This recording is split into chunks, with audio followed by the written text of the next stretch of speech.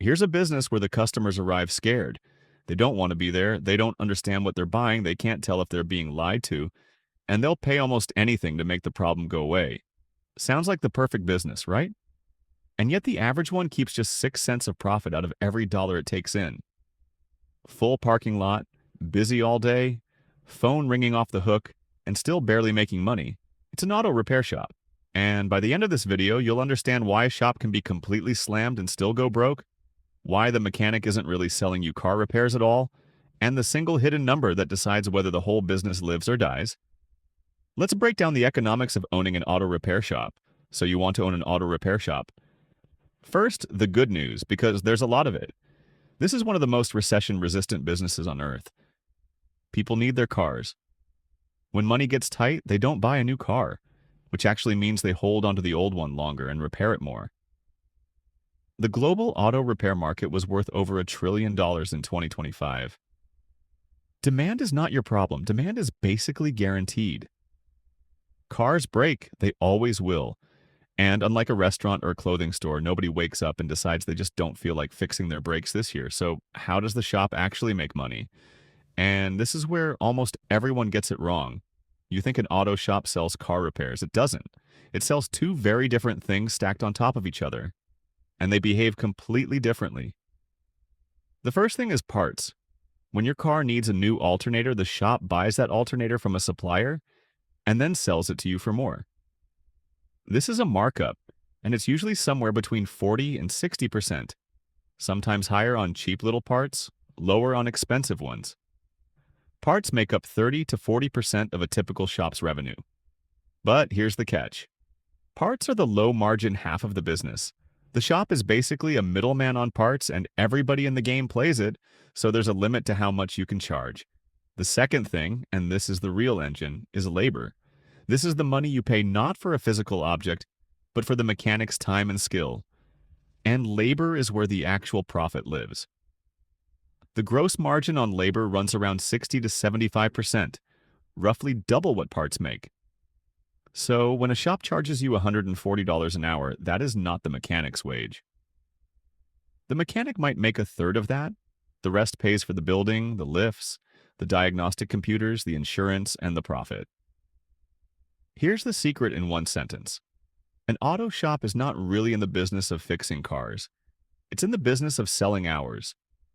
The car is just the excuse to sell you time. And once you understand that, the whole business suddenly makes sense.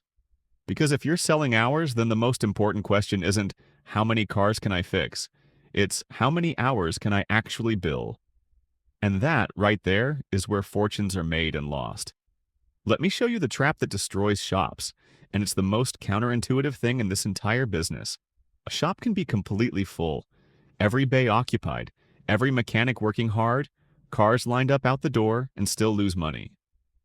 How? Because being busy is not the same as being paid. Imagine a mechanic who is on the clock for 8 hours, but 2 of those hours are spent hunting for a part, moving cars around the lot, waiting on a supplier, or redoing a job that didn't go right the first time. The shop is paying that mechanic for 8 hours, but it only billed the customer for 6. Those 2 lost hours didn't disappear, they came straight out of the profit. The shop looked busy the entire time, it just wasn't earning. This is the number that quietly runs the whole industry, and almost no customer has ever heard of it. It's called the effective labor rate. Here's the difference. The posted rate is the big number on the sign, say $150 an hour. The effective rate is what the shop actually collects on average for every hour its mechanics are on the clock, after you subtract all the discounts, the unbilled diagnostic time, the mistakes, and the waiting around. And in a poorly run shop, that posted $150 can quietly collapse to an effective rate of $115, or even less. That gap between the number on the wall and the number in the bank is where the entire profit of the business hides.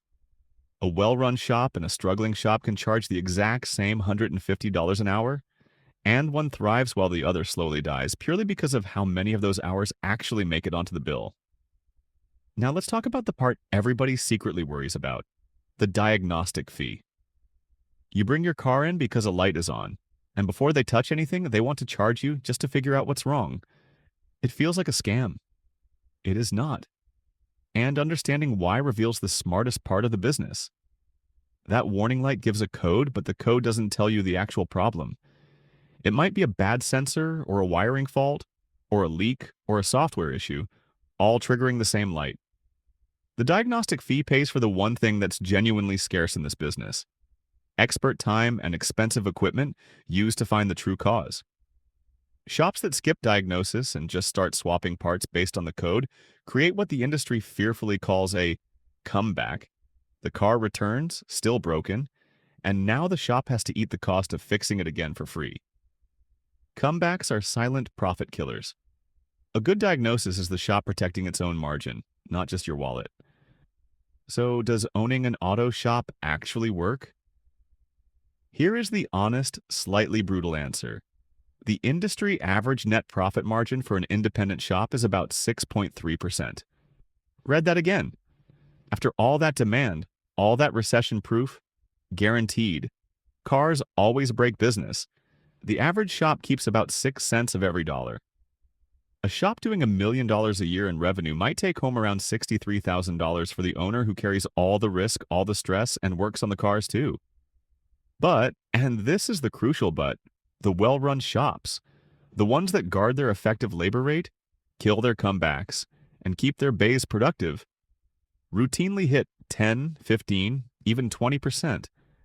That's 3 times the profit on the exact same cars in the exact same town, charging the exact same rates. The difference isn't the demand. The difference is entirely in how tightly the owner controls those billable hours. So if you still want to own an auto repair shop, remember the one rule the entire business quietly runs on. Everyone who walks in thinks they're paying you to fix their car. They're not. They're paying you for time, expert time, sold by the hour. And the whole game, the entire difference between getting rich and going broke, comes down to a single question that the customer never sees and never thinks about. Not how many cars you fixed, not how busy you looked. Just this: of all the hours your mechanic stood in that shop, how many did you actually get to put on the bill? The cars were never the business, the clock was.